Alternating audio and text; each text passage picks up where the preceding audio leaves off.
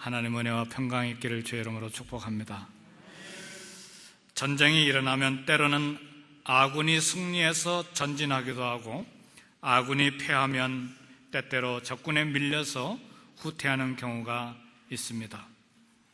우리 한국도 남북전쟁 하면서 많은 어려움을 겪었죠.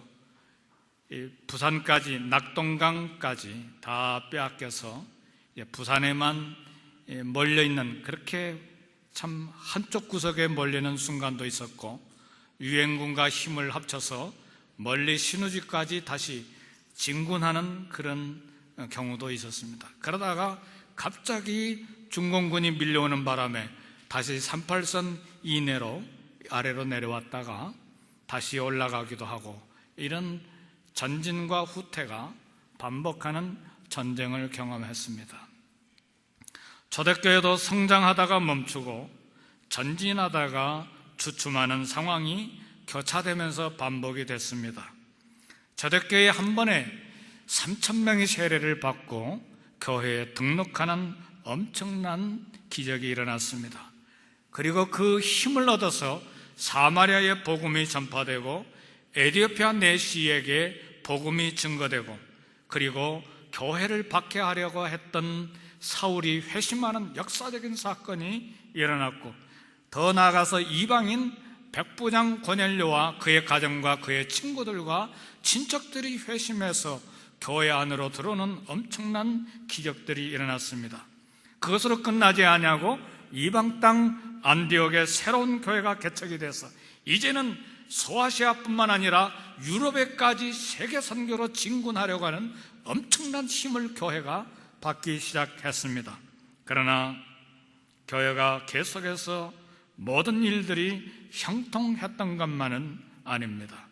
갑자기 초대교회에 스데반이 돌로 맞아 죽는, 그리고 교회가 위축되는 사건을 맞이했습니다. 교회에 큰 핍박이 일어나서 사도 외에는 다 유대로 사마리아로 땅끝으로 흩어져가는, 교회가 완벽하게 흩어져 나가는 그런 불행도 만났어요. 그리고 요한의 형제 야고보가 예수님으로부터 훈련받은 지 얼마 되지 않아서 헤롯 왕의 칼로 죽임을 당하는, 그래서 교회가 주춤했습니다. 그것으로 끝나지 않냐고 초대교회의 핵심 리더인 베드로가 감옥에 갇혔습니다. 이처럼 교회는 확장되면서 반대 세력에 부딪히고 성장하면서 위축되고 전진하면서 멈추는 상황이 반복됐습니다. 오늘 12장, 사도행전 12장 본문에는 교회를 공격하는 최선봉의 폭군 헤롯 아그리파 1세가 서 있었습니다. 그는 유대인의 환심을 사기 위해서 교회를 핍박하기 시작했고, 로마의 통치의 권위를 위임받아서 가능한 대로 유대 지역을 편안하게 다스리기 위하여 유대인들에게 아부하는 그런 차원에서 교회를 핍박하기 시작하는데, 그 첫 희생이 요한의 형제 사도 야고보가 칼로 죽임을 당하고, 그리고 베드로가 감옥에 갇힌 것입니다. 이런 상황에서 헤롯은 칼이라고 하는 권세로 무장했고, 교회는 가장 연약한 사람들이 의지할 수밖에 없는 기도라고 하는 도구를 통해서 강력한 칼의 권세에 맞서고 있는 상황이었습니다. 그러나 성도 여러분, 음부의 권세가 결코 교회를 이기지 못합니다. 믿습니까? 왜요? 교회는 신앙 고백 위에 세워졌을 뿐만 아니라 음부의 권세가 결코 교회를 이기지 못하리라고 하는 주님의 약속을 교회가 가지고 있기 때문에 그렇습니다. 미국에서도 하나님의 창조 섭리를 파괴하는 거대한 세력이 각 주별로 투표에 의해서 진행되고 있는데, 그러나 때로는 낙심되기도 하고 때로는 불안하기도 하지만, 그러나 우리가 확신하건대 이 음부의 권세가 결코 교회를 이기지 못할 것입니다. 헤롯은 베드로를 감옥에 넣고 6월절이 지나면 베드로를 야고보처럼 목베어 죽일 생각을 했습니다. 베드로가 구조될 가능성은 전혀 전무했습니다. 그리고 처형될 것은 확실했습니다. 이런 형편에 있는 베드로는 놀랍게도 오늘 본문의 말씀을 보면 불안해하지 아니하고 깊게 잠에 빠진 것을 볼 수 있습니다. 깊은 잠이 들었습니다. 바울도 빌립보 도시에 가서 전도할 때에 매를 맞고 신라와 함께 감옥에 갇혔을 때에 찬송 부르며 기도했습니다. 바울이 감옥에서 기도하고 찬송을 부르는 일과 베드로가 감옥에서 깊은 잠을 잔 것은 신앙인의 아름다운 모습입니다. 죽음에 대해서 담대한 모습을 오늘 이 시대를 사는 우리에게 교훈으로 보여주었습니다. 인간적인 용기로는 도무지 잠들 수 없는 그런 형편이었어요. 그러나 미루어 보건대 베드로는 아마도 부활하신 주님께서 자기에게 주신 말씀을 확신한 것으로 생각합니다. 부활하신 우리 주님께서 갈릴리 해변에 나타나셔서 베드로의 사랑을 회복시켜 주신 다음에 베드로야, 내가 젊어서는 스스로 띠뛰고 원하는 곳으로 다녔거니와 늙어서는 내 팔을 벌리리니 남이 내게 띠를 띄우고 내가 원하지 아니하는 곳으로 데려가리라. 늙어서는 남이 내게 띠를 띄우고 늙어서는 내 팔을 벌리고, 그러니까 적어도 최소한 늙을 때까지는 살아남게 될 것이라고 믿었을 것으로 우리는 생각합니다. 사랑하는 성도 여러분, 말씀에 대한 믿음, 말씀에 대한 신뢰를 가진 사람만이 모든 절망적인 환경에서 담대할 수가 있습니다. 말씀에 대한 확신으로 이 세상을 살 수 있기를 제 이름으로 축복합니다. 이 믿음으로 생명을 하나님의 손에 맡기고 평안하게 베드로는 잠을 잔 것입니다. 사랑하는 성도 여러분, 사명이 있는 한 죽지 않아요. 사명을 깨닫고 사명에 순종하는 한 죽을 수가 없어요. 베드로가 이제 유월절 다음날 목이 잘려서 죽임을 당할 것이 100% 확실했지만, 그러나 사명이 있는 한 죽지 않는다. 이게 우리 성도들이, 사역자들이 늘 묵상해야 될 말씀입니다. 야고보는 죽었어요. 핵심 리더인 베드로는 옥에 갇혔어요. 헤롯이 베드로를 백성 앞에 끌어내어 칼로 죽이려고 하는 상황 앞에서 무력하고 힘이 없는 이 작은 교회, 이미 유대와 사마리아 땅끝까지 흩어져 버리고 조그만 무리로 남아있었던 이 초대교회가 이 로마의 칼 앞에서, 헤롯의 권세 앞에서 무엇을 할 수 있을 것인가? 무엇입니까? 오늘 본문 12장 5절에서 이렇게 말합니다. 이에 베드로는 옥에 갇혔고 교회는 그를 위하여 간절히 하나님께 빌더라. 위기가 닥쳐올 때 무엇을 하시겠습니까? 어떤 사람은 위기를 해결하기 위하여 권력을 찾아다니는 사람이 있어요. 권력에 맞닿을 수 있는 인맥이 없는 사람은 돈을 찾아서 돈으로 해결해 보려고 하는 사람들이 있어요. 권력도 없고 돈도 없는 사람은 전화기를 들고 아니면 부지런히 발품을 팔아서 이 사람 저 사람 찾아다녀서 그냥 상담을 하는 사람들도 있어요.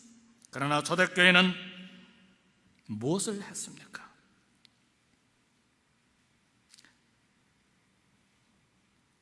교회의 중심 리더인 베드로를 구하기 위하여 군대를 모집하는 것이 아니었습니다. 핵심 리더인 베드로를 구출하기 위하여 인맥을 찾아다니지 않았어요. 군인들을 매수하기 위하여 돈을 거두지도 아니했어요. 초대교인들이 모여서 한 것은 교회는 그를 위하여 간절히 하나님께 빌더라. 감당하기 어려운 문제와 위기를 만났을 때 사람을 먼저 찾지 마세요. 먼저 하나님을 찾고 하나님의 품으로 피하는 것이 가장 지혜로운 방법이에요. 하나님께 피신하는 것이 최선의 방법입니다. 위기의 순간에 초대교회는 함께 모여서 기도했어요. 교회는 연합하여 기도함으로 하나님의 품을 찾은 것입니다.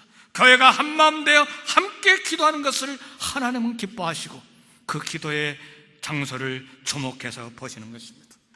주님의 이름으로 함께 모인 곳에 주님께서 임재하시고 그곳에 강한 능력을 보이시고 응답하시는 것입니다. 성도 여러분, 흩어지지 말고 연합해서 기도해야 합니다. 때때로 홀로 골방에서 기도하고 때때로 홀로 사막을 찾아서 기도해야 될 때도 있지만 이런 위급한 순간에는 흩어지는 것이 아니에요.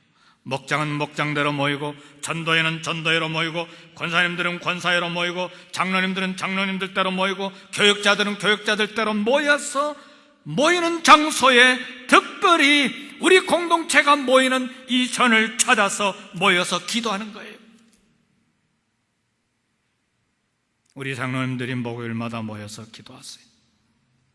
여기 앞에 앉아서 기도하세요. 우리 교육자들이 이걸 보고 장로님들이 기도가 끝난 다음에 우리가 기도하자. 그래서 몇 주 전부터 장로님들이 싹 나가시면 우리 교육자들이 와서 기도하기 시작했어요. 기도만 할 게 아니라 우리 교회에서 자면서 그리고 기도하자. 그래 몇 주가 지났어요. 성도 여러분, 모여서 기도하는 거예요. 될 대로 되라, 그렇게 하는 것이 아닙니다. 위기가 놓였을 때 드리는 기도가 간절한 기도예요. 교회는 베드로를 위하여 간절히 기도했어요. 베드로는 두 사슬에 매어 있었어요. 두 군사가 양옆에 지키고 있었어요. 감옥 밖에도 두 군사가 지키고 있었어요. 왜 이렇게 했느냐? 사도행전에 보면 얼마 전에도 사도들이 감옥에 갇혔을 때 천사가 문을 열어줘서 사도들이 새벽에 다 빠져나와서 예루살렘에 가서 새벽부터 말씀을 전하고 있던 사실을 헤로드 왕이 알고 있었어요. 그래서 이번에는 안 되겠다, 베드로 한 사람을 지키기 위하여 이번에는 한 번에 4명씩 하루에 4교대로 16명의 군인이 이 한 사람 베드로를 철통같이 지키고 있었어요. 정말 베드로가 거기서 살아서 도망 나오는 것은 완전히 불가능했어요. 성도 여러분, 위급할 때는요, 위기의 기도를 해야 돼요. 위급할 때 느긋하게 하나님이 알아서 하시겠지, 이건 믿음이 아닙니다. 어떻게 되겠지, 그건 믿음이 아니에요. 그건 게으른 거예요. 하나님의 하실 일에 대한 기대가 없기 때문에,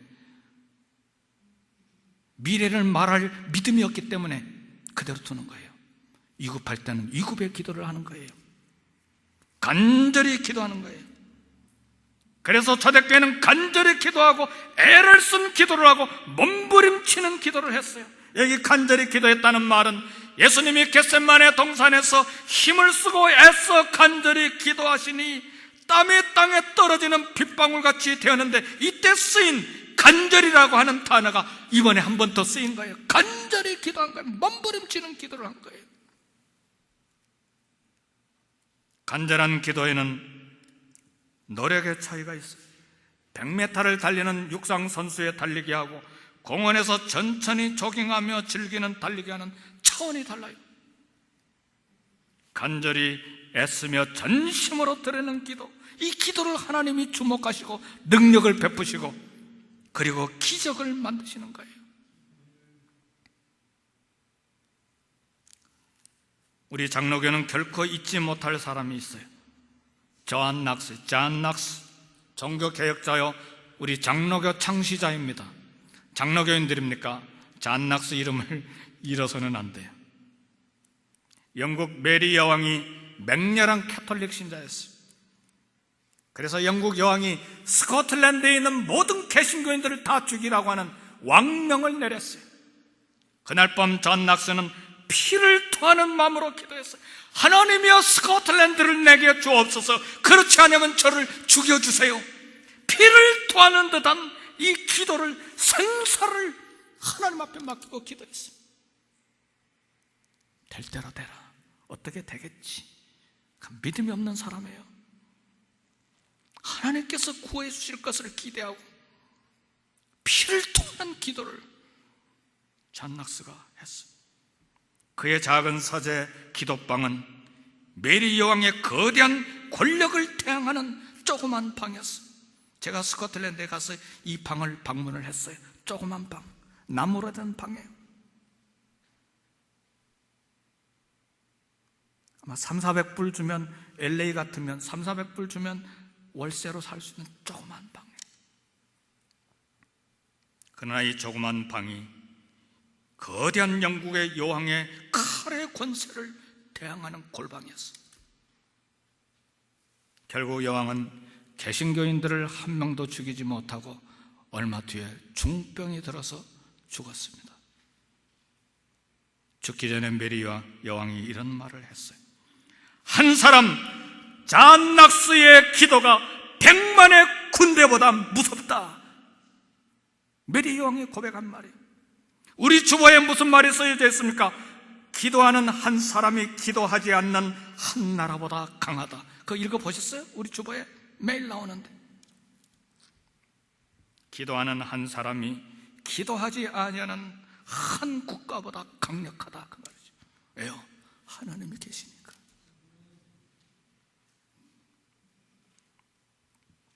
한 사람의 피를 토하는 기도가 결국 스코틀랜드에 있는 수많은 개신교인들의 목숨을 다 살려냈어요.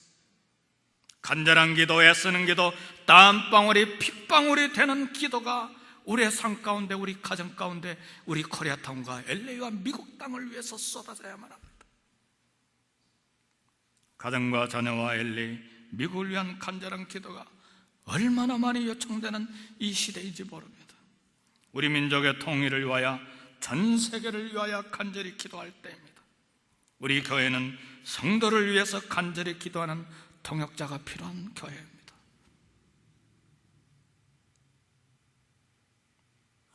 초대교회가 급한 응급기도를 드리고 간절한 기도를 했습니다.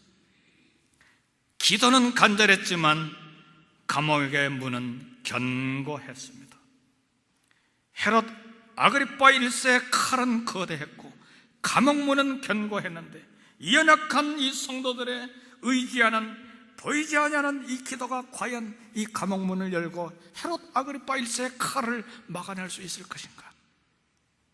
어떻게 생각하십니까?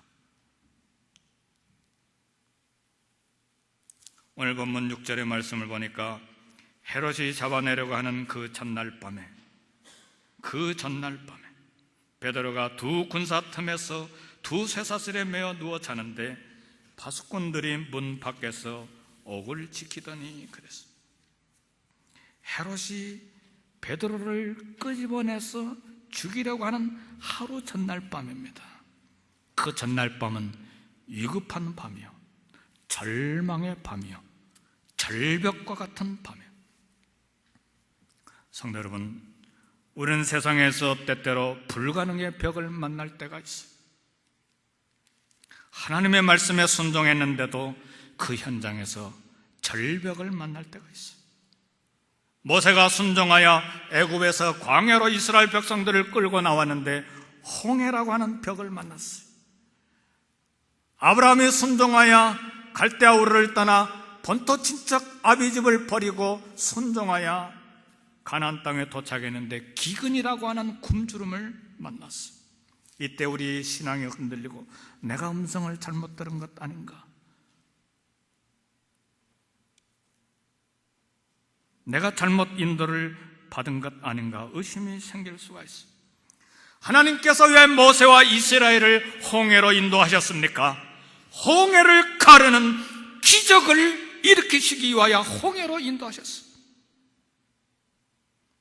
이스라엘이 순종해서 광야로 나갔는데 왜 애굽 군사들의 추격을 받게 하셨습니까?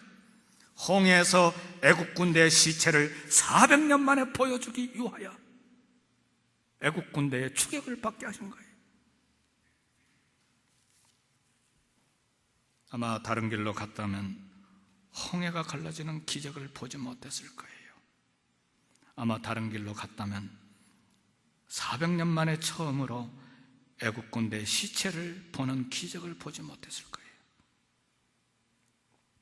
하나님은 기적을 체험하도록 때때로 우리를 막다른 골목으로 인도하십니다. 불가능한 상황에서 절망하지 마세요.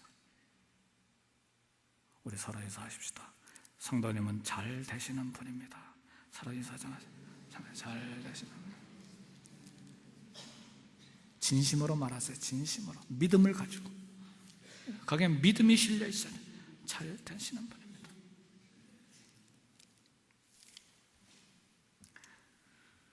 사람의 손이 아닌 하나님의 손으로 해결하시는 것을 체험하게 될 것입니다. 절벽을 만날 때 낙심하지 마세요. 절벽에 떨어지는 순간에 두 날개로 비상하게 되는 기적이 있습니다. 반드시 있어요. 우리 신앙생활 속에 가끔은 이런 신앙의 비밀들이 한두 가지가 있어야 돼요. 이런 기적은 일생에 한 번, 두 번 겪는 거거든요. 그거 가지고 일생 사는 거예요. 잊어버리지 말고.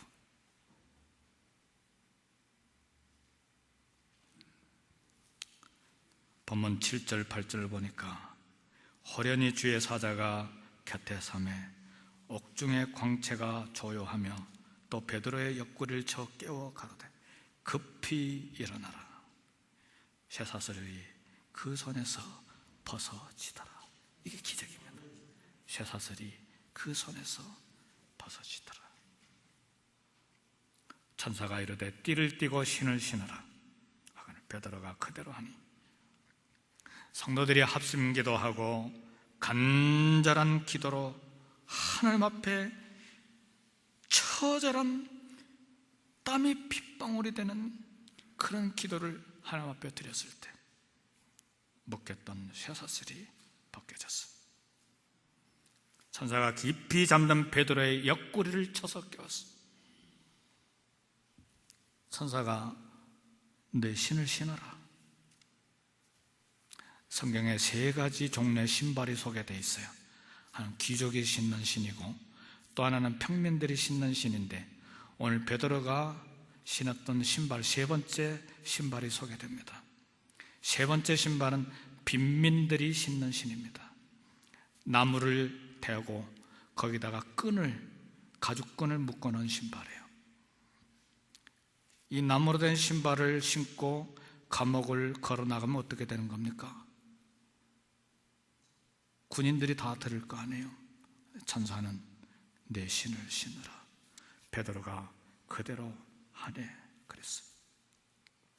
하나님께서 파수꾼들을 깊게 잠을 재우고 철문을 여셨습니다. 할렐루야. 말씀을 마칩니다. 상황이 절망적입니까? 낭떠러지와 같은 참 절벽을 만났습니까? 기도하면 하나님이 움직이십니다. 기도하면 천사들도 바쁘게 움직입니다. 기도하면 절망적인 상황에 변화가 옵니다. 위급할 때는 간절히 기도해야 돼요. 어떻게 되겠지 그렇게 하는 게 아닙니다. 그건 믿음이 아니에요. 위급할 때는 피를 토하는 기도를 하나님 앞에 쏟아내놔야 돼요.